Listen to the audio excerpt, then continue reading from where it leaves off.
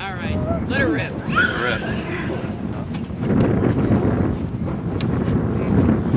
Well, first off, thank you to City Council candidate Cynthia Pope for being here this afternoon. I appreciate that.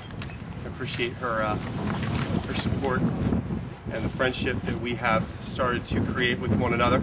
It is the same sort of friendship that I do have with Sister Shaney, and there's some things that are still good in this community, and friendship is one of them, and I appreciate that Cynthia and I have begun to forge that relationship that we may need to have if both of us are lucky in 2 weeks. I'd like to thank all of you for braving what was cold this morning, but it is now the sun is out.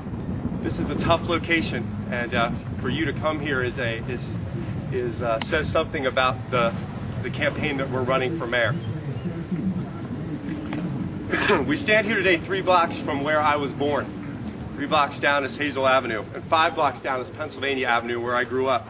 My family members, my sister Ruth, who's standing here, lived at the end of Newton Street for 10 years, a decade, something like that. I went to school right there, and you can see it, St. Francis Elementary School, and then taught there years and years later in the same room that I had 2nd grade in. You can see all those Ennis Ben kids rolling around here. They've just come in the proverbial maroon and white and gray. First house I bought is up the street, and oddly enough, it was maroon and gray, and people, a lot of it comes home. That's why I'm here today. That's why I'm a candidate for mayor, because the memories of growing up here matter. And this neighborhood and all of Salisbury's neighborhoods matter today. And all of my hometown is poised in 14 days to help me begin the mission to make Salisbury the safest city in Maryland. Here are the facts. In Maryland, Salisbury is tied for 5th in rape. It is tied for 5th for murder, 2nd in forcible rape, 3rd in robbery, 2nd in aggravated assault, 2nd in property crime, 2nd in burglary, and 2nd in larceny theft. Our per capita violent crime rate is nearly 4 times the national average. Now, what's that mean to us right here? On the 17th of this month, vandalism on Oak Hill, an assault on Riverside, an assault on Somerset Avenue. On the 18th, thefts on Wicomico, Texas, Adams, and Newton. I rode my big wheel on Texas Avenue. On the 19th, a theft on Riverside and a burglary on Lake. On the 20th, a theft on Monticello and an arson. On the 21st, vandalism on Riverside Drive. And on the 22nd, an assault on Winder and vandalism on Pinehurst Avenue. I say to you, if you feel safer in this city than you did 11 years ago, then go vote for Gary Comegys. That's what I have to say to you. We stand here today in a city that was 2nd in 2007 only to Baltimore City among municipalities and violent crime incidents. A city 2nd only to Baltimore among municipalities and forcible rape.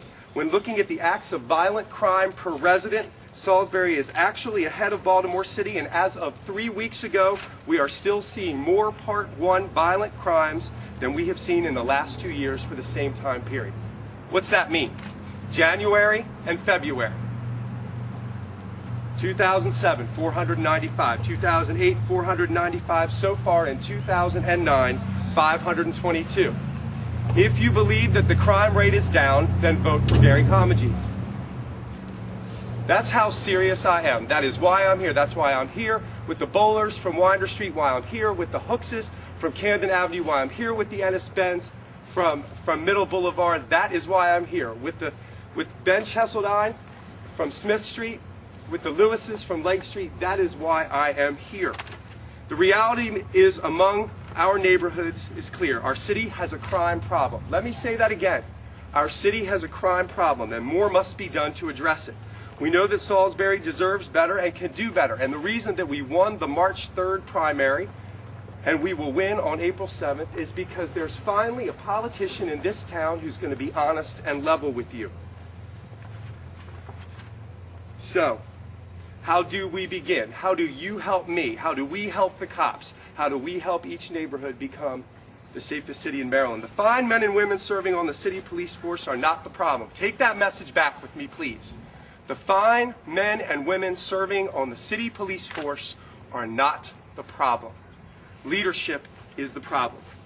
Those officers are working diligently to do what they can do to make neighborhoods safer. They need a leader as mayor that will bring every effort to the table to assist them in protecting us. This city needs a plan of action to fight crime and a leader willing to work hard and make the hard decisions that we need to restore order.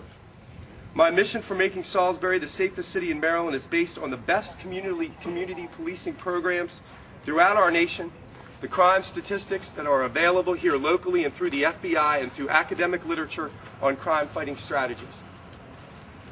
You need to know this about me. I am neither cynical nor am I naive. I believe in justice, but I also believe in social justice.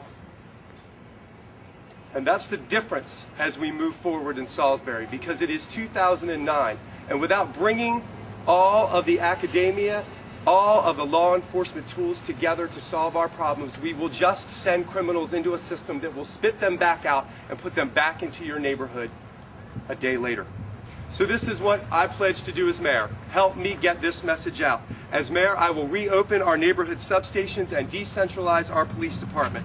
My vision is one where our neighborhood substation is the basis for the efforts in reducing crime, and it becomes the basis for reestablishing faith in the collective relationship between citizens and a government in our town that people fear just as much as crime itself.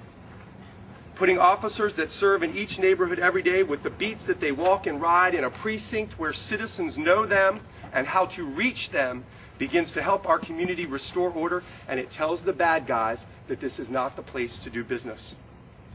As mayor, I will institute community policing strategies that have proven effective. We don't need to reinvent the police force. Gentlemen, take that back. We don't need to reinvent our police force. We simply need to use the ideas of community policing that are done all across the nation with new ideas like neighborhood contact officers, community service officers, a creation of the Salisbury Civilian Crime Corps, a group of people and neighbors and retired senior citizens who will come and keep open our substations while our police officers are on the beat. Those senior citizens and those volunteers will be another layer of communication between citizens and their police department.